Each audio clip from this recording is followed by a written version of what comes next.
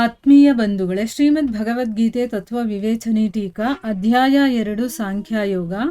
ಇದರಿಂದ 68ನೇ ಶ್ಲೋಕವನ್ನು ತಿಳ್ಕೊಳ್ಳೋಣ. ಶ್ಲೋಕ 68.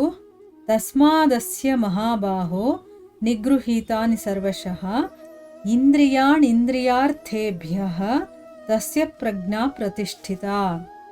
ಅನುವಾದ: ಅದಕ್ಕಾಗಿ ಹೇ ಮಹಾಬಾಹುವೇ, ಯಾವ ಪುರುಷನ ಇಂದ್ರಿಯಗಳ ವಿಷಯಗಳಿಂದ ಎಲ್ಲ ಪ್ರಕಾರವಾಗಿ ನಿಗ್ರಹಿಸಲ್ಪಟ್ಟಿವೆಯೋ ಅವನ ಬುದ್ಧಿಯು ಸ್ಥಿರವಾಗಿದೆ.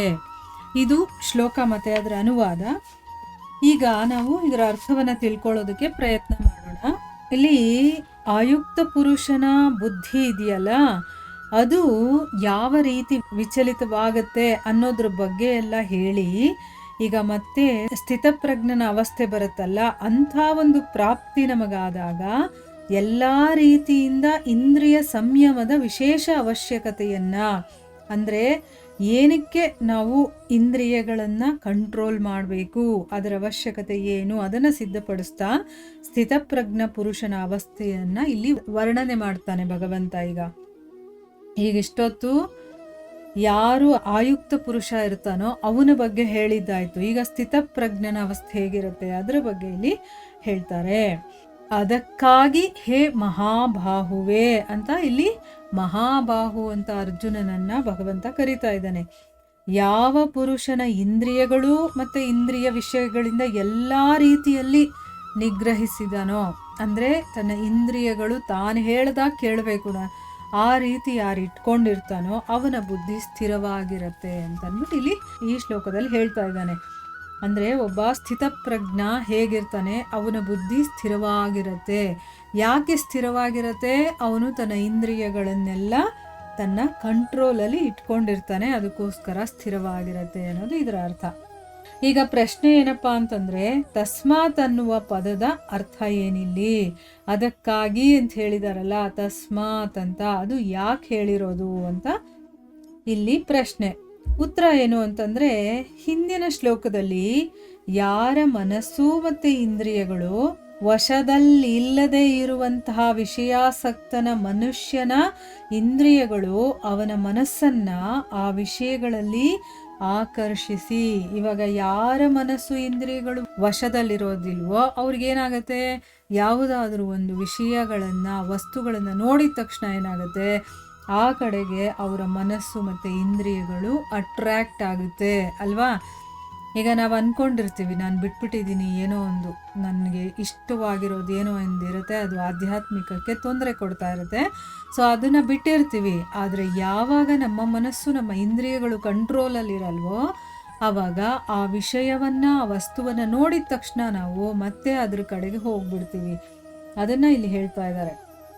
ಇಂದ್ರಿಯ ಮತ್ತು ಮನಸ್ಸು ಆ ವಿಷಯಗಳಲ್ಲಿ ಆಕರ್ಷಿಸಿ ಆ ಬುದ್ಧಿಯನ್ನು ವಿಚಲಿತಗೊಳಿಸ್ಬಿಡುತ್ತೆ, ಸ್ಥಿರವಾಗಿರೋದಕ್ಕೆ ಬಿಡೋದಿಲ್ಲ ಅಂತಂದ್ಬಿಟ್ಟು ಇಲ್ಲಿ ಹೇಳಿದ್ದಾರೆ. ಯಾವಾಗ ನಮ್ಮ ಇಂದ್ರಿಯಗಳು ನಮ್ಮ ಮನಸ್ಸು ನಾವು ಹೇಳ್ದಾಗ ಕೇಳಲ್ವೋ ಆಗದು ಅದ್ರ ಕಡೆಗೆ ಹೊರಟೋಗುತ್ತೆ, ಮತ್ತು ನಮ್ಮನ್ನು ಸ್ಥಿರವಾಗಿರೋದಕ್ಕೆ ಬಿಡೋದಿಲ್ಲ. ಅದು ಅಂದ್ರೇನು, ಚಂಚಲವಾಗಿರುತ್ತೆ. ಅದಕ್ಕೋಸ್ಕರನೇ ಮನಸ್ಸು ಮತ್ತು ಇಂದ್ರಿಯಗಳನ್ನು ಅವಶ್ಯಕವಾಗಿ ನಾವು ವಶ ಮಾಡಿಕೊಳ್ಬೇಕು, ಅಂದರೆ ನಮ್ಮ ಕಂಟ್ರೋಲಲ್ಲಿ ಇಟ್ಕೊಳ್ಳೇಬೇಕು ಅಂತ ಇಲ್ಲಿ ಅರ್ಥ. ಈ ಒಂದು ಭಾವವನ್ನು ತಿಳಿಸೋದಕ್ಕೋಸ್ಕರ, ಈ ಒಂದು ಮಾತನ್ನು ನಮಗೆ ಅರ್ಥ ಮಾಡಿಸೋದಕ್ಕೋಸ್ಕರ ಇಲ್ಲಿ ತಸ್ಮಾತ್ ಅನ್ನುವಂತಹ ಪದಪ್ರಯೋಗವನ್ನು ಮಾಡಿದ್ದಾರೆ. ಇನ್ನು ಮುಂದಿನ ಪ್ರಶ್ನೆ ಏನಪ್ಪ ಅಂತಂದರೆ, ಮಹಾಬಾಹೋ ಅನ್ನುವಂತಹ ಮಾತನ್ನು ಇಲ್ಲಿ ಹೇಳಿದ್ದಾರೆ ಅಥವಾ ಆ ರೀತಿ ಒಂದು ಸಂಬೋಧನೆ ಮಾಡಿದಾರಲ್ಲ, ಅದಕ್ಕೆ ಅರ್ಥ ಏನು? ಇಲ್ಲಿ ಅರ್ಜುನನನ್ನ ಮಹಾಬಾಹೋ ಅಂತ ಕರೆದಿದ್ದಾನಲ್ಲ, ಯಾಕೆ ಕರೆದಿದ್ದಾನೆ ಅಂತಂದ್ಬಿಟ್ಟು ಇಲ್ಲಿ ಪ್ರಶ್ನೆ. ಉತ್ತರ ಏನು ಅಂತಂದರೆ, ಮಹಾಬಾಹೋ, ಬಾಹು ಅಂತಂದರೆ ಭುಜಗಳು, ಮಹಾ ಅಂತಂದರೆ ಉದ್ದವಾಗಿರುವಂಥದ್ದು. ಅಂದರೆ ಯಾರ ಭುಜಗಳು ಉದ್ದವಾಗಿದೆಯೋ ಮತ್ತು ಗಟ್ಟಿಯಾಗಿದೆಯೋ ಮತ್ತು ಬಲಿಷ್ಠವಾಗಿದೆಯೋ ಅವನನ್ನು ಮಹಾಬಾಹು ಅಂತ ಕರೀತಾರೆ. ಈ ಸಂಬೋಧನೆ ಪರಾಕ್ರಮದ ದ್ಯೋತಕವಾಗಿದೆ. ಅಂದರೆ ಇದನ್ನು ಯಾಕೆ ಹೇಳ್ತಾ ಇದ್ದಾರೆ ಅಂತಂದರೆ, ಅರ್ಜುನ ಒಬ್ಬ ಪರಾಕ್ರಮಿ, ಅದಕ್ಕೋಸ್ಕರ ಆ ಪರಾಕ್ರಮವನ್ನು ತೋರಿಸೋದಕ್ಕೋಸ್ಕರ ಇಲ್ಲಿ ಈ ಒಂದು ಸಂಬೋಧನೆಯನ್ನು ಪ್ರಯೋಗ ಮಾಡಿ, ನೀನು ಮಹಾಶೂರ ವೀರನಾಗಿದೆಯಾ ಅದಕ್ಕೋಸ್ಕರನೇ ಇಂದ್ರಿಯಗಳನ್ನು ಮತ್ತು ಮನಸ್ಸನ್ನು ವಶಪಡಿಸ್ಕೊಳ್ಳೋದು ನಿನಗೆ ದೊಡ್ಡ ಮಾತಲ್ಲ ಅನ್ನೋದನ್ನು ತೋರಿಸೋದಕ್ಕೆ, ಹೇಳೋದಕ್ಕೋಸ್ಕರ ಭಗವಂತ ಇಲ್ಲಿ ಅದನ್ನು ತೋರಿಸಿದ್ದಾನೆ. ಅಂದರೆ ಆ ಒಂದು ಶಬ್ದವನ್ನು ಪ್ರಯೋಗ ಮಾಡಿದ್ದಾನೆ.